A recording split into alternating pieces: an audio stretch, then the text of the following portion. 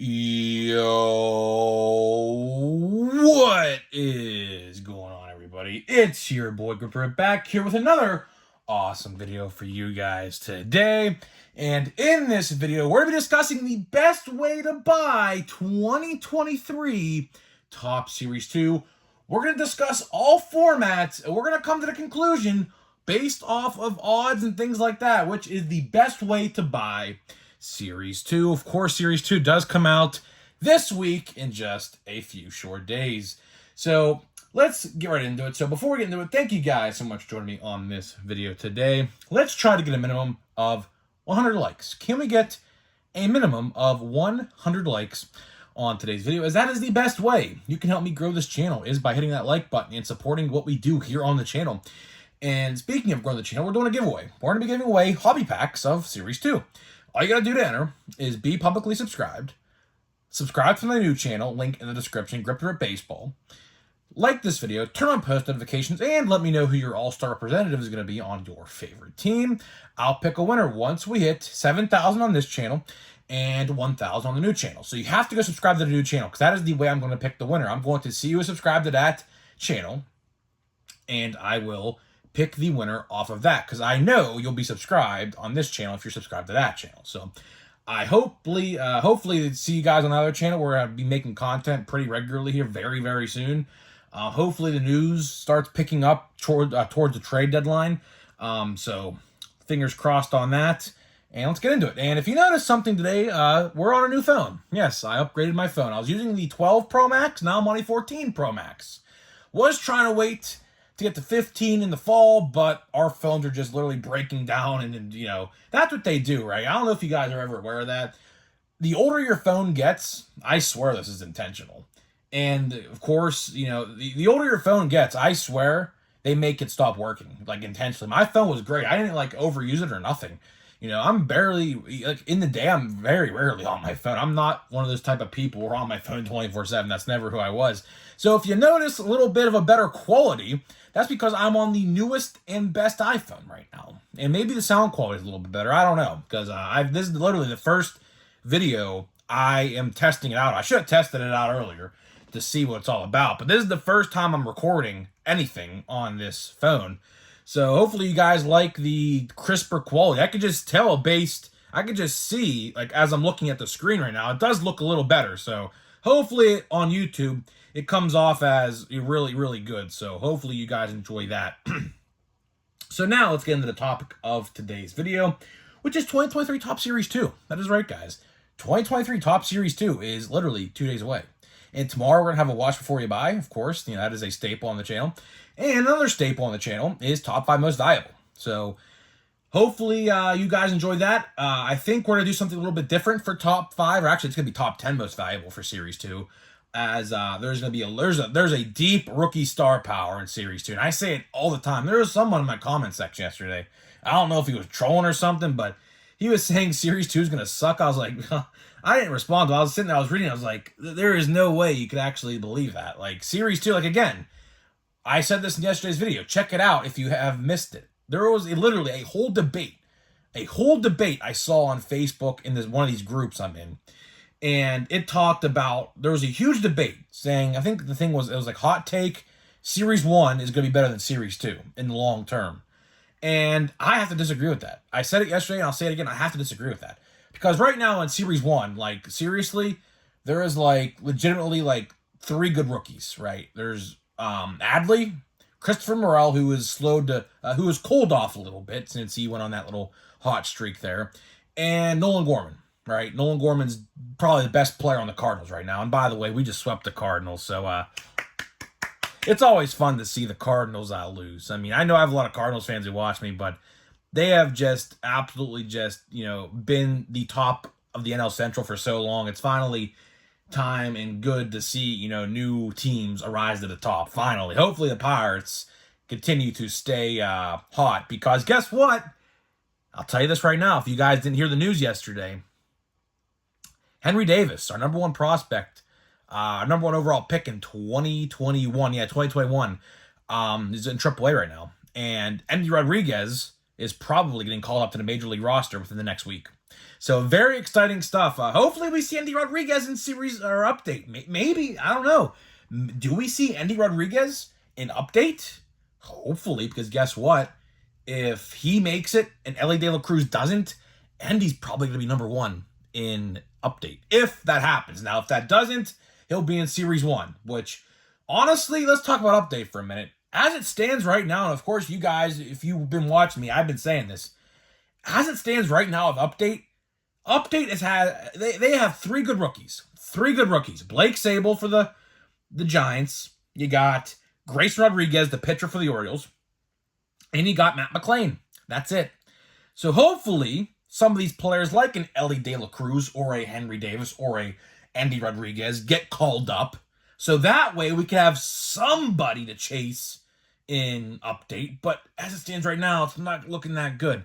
But we'll have to wait and see. Of course, I think the cutoff to make it an update is July 1st. So we'll have to wait and see. We have a whole month pretty much essentially to see. So now let's talk Series 2 again. I know, I'm not talking about the formats just yet, but honestly, there's only really three formats of Series 2 we're going to talk about. There's only really three formats because the other formats, as in like fat packs and things like that, as we've seen with Series 1, you want to steer far and clear from them. Hangers, I don't know. Hangers for Series 1 were terrible, so I don't know what's going to be happening with that. But the print run, apparently, for this is 614,000 per card. I see that number being thrown around quite a bit in the community today. I don't know if that's confirmed, but everyone's throwing the number out, 614,000 base per player. So I don't know what the exact number was for Series 1. I don't, because I don't think anybody ever figured it out. But it's definitely lower than Series 1. Of course, you guys know how this works. Series 1's always the most printed. Series 2, they take a little bit off of that and make it the second least printed. Then when update rolls around, they really, really lower the print run for that. So I don't know. It would line up to about what happened last year. Last year was, I think, 675,000 for Series 2. This year looks like to be less. Of course, last year there was 1 million per Series 1. I don't know if it's 1 million this year for Series 1. But I'll tell you one thing. With how much I've seen of Series 1 on the shelves at retail still, I would not second guess that print runs for Series 1 exceeded print runs from last year's Series 1 for 2022. I wouldn't think twice. I would not think twice because I've seen, still to this day, and keep in mind, if you guys are new here on the channel, I like to go on card hunts and action figure hunts on the weekends. That's my prime time to go out and look for cards and action figures that I may want to pick up because I'm a toy collector too, right? And the amount of Series 1 I see in dozens of each way they make it. Fat packs, single packs, hanger boxes, blaster boxes, you name it. I see so much of it, and it just sits. I'm telling you right now, by August 1st, you'll see clearance stickers on Series 1. Mark my words. It is not selling in my area. At least in my area, it is not selling. It's not. You guys, if you see my pictures I post off restocks, it just sits there. It doesn't move. But, so let's talk Series 2. So like I said, Series 2 comes out in a couple days. Very excited for it, as I do believe it's going to be the best set of the year in terms of base set. It definitely is going to be. And let's discuss three formats. So we're going to discuss two hobby formats, the only two hobby formats, and the blaster box format, right? So let's start out with the blaster box format because I think this one needs little to no attention, to be honest with you. Of course, like I did say a couple minutes ago, the print runs for Series 2 are going to be lower than they were for Series 1. So by that theory alone, the 1 in 99 odd for gold in Series 1 will probably be lower. I don't know how much lower. There are no blaster boxes out there yet of Series 2 I have seen. Maybe by the time this video goes live, there's a couple videos of them. But I have been keeping a close eye because I do expect Series 2 retail to hit Walmarts and Targets this week. Of course, Series 1, same thing happened with Series 1 when that was out in February. So I do expect to see some Series 2 blaster boxes. Now, there are some Series 2 hobby boxes already being opened, which is nice, which we'll talk about here in a little bit. But Series 1, or actually Series 2 blaster boxes, I am not going to be buying any. I'm not going to be buying any. Actually, I take that back. I'll be buying one. I'll be buying one to put in the background here, and that's it. And maybe one more for channel members only video, which I'm probably going to be doing. So I'll buy 2 blaster boxes. But let's talk about hobby boxes now, because hobby boxes look to be the talk of the town for Series 2. So, as I just said, I could buy 2 blaster boxes for $50, or I could buy 4 blaster boxes for $100, or I could buy 1 hobby box for $100, or I could buy 2 hobby boxes for $200, which is the price of a jumbo, right? So, it looks like hobby boxes are going to be the way to go. All right, and apparently there's some statistical videos out there, which I have not watched, but I'll tell you one thing right now. I don't need a statistical video to tell me that the hobby boxes are going to be better. I saw the odds myself. Odds for, let me get this statistically correct, because I know someone will flame me in the comments. I have them written down. Hold on, I have them written down. I have them written down here somewhere. Where are we at? That's not it. Here we go. So, hobby boxes, golds are 1 in 18. And in Series 1, I believe they were 1 in 33, or somewhere around 1 in 33, right? I don't remember the exact odds I have written down. I used another notebook for that, so that notepad is long gone, so I can't go back and look. And I don't have any more Series 1 hobby packs, so I can't just, find them. I don't have any more. So, golds for Series 1 in a jumbo are 1 in 5, which of course in Series 1 are 1 in 4. So they got 25% worse statistically by that, right? Rainbow foils for jumbos are still 1 and 2. Those aren't numbered, so that really isn't the best indicator, because you have to look at the numbered stuff. The numbered stuff is where you're going to be looking, because that will tell you. The numbered and the numbered cards only will tell you the best indicator for how this set is going to go. So we look at that and we compare that to Series 1. Meanwhile, the golds in Series 1 compared to Series 2 in the regular hobby box, the $100 version, got about 40-ish to 45% better than Series 1. So that should tell you right there. That's all you need to know, right? Like I said, I don't need no videos. I don't need no breakdowns. All you got to do is compare the golds to Series 1 in the same format, and it'll tell you right there. It literally is 2 seconds. Bang, that quick. Compare it to, there you go. And then compare jumbos, Series 1 to Series 2. Oh, Series 2 jumbos golds are 1 in 5. They are 1 in 4 in Series 1. Bang, that quick. That's all you need to see. That is all you need to know. That's all you need to see. But let's talk about jumbos for a second, because I believe jumbos aren't as bad, because everyone's making jumbos out to be useless now, right? I've seen people talking about this, saying, oh, well, Series 1 hobby boxes were useless, and to that extent, you're kind of correct, because I got legitly no numbered cards. I think I got maybe 2 golds and 2 boxes, which is ridiculous. That is horrendously bad. And of course, in the jumbos, parallels were just going out the wazoo in the jumbos. This time they flipped them around, because they saw that no one was buying the hobby boxes. They were sitting, and once the jumbos were gone from your particular store, then people would be buying the hobby boxes, right? So this time the roles have reversed. But I've seen a lot of people out there talking about, well, if Series 1 or Series 2 hobby boxes are better, does that mean the jumbos are going to be useless? The answer to that is no. It's not like that, unless there's a big what if here. They are priced heavily increased. Because, as you guys know, Series 1 jumbos on the Topps website were $140. And Series 2 jumbos were $200. $60 increase from Series 1. So if your local card shop is going to be getting that increase as well, that is where I say leave them. But if they're still around the same price, because my store sold the jumbos for Series 1 for $150, which was a very good price. A very, very good price. Loved that price.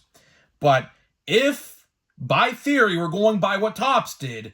I guarantee you 99.9% of every hobby store in America will be charging an upcharge compared to Series 1.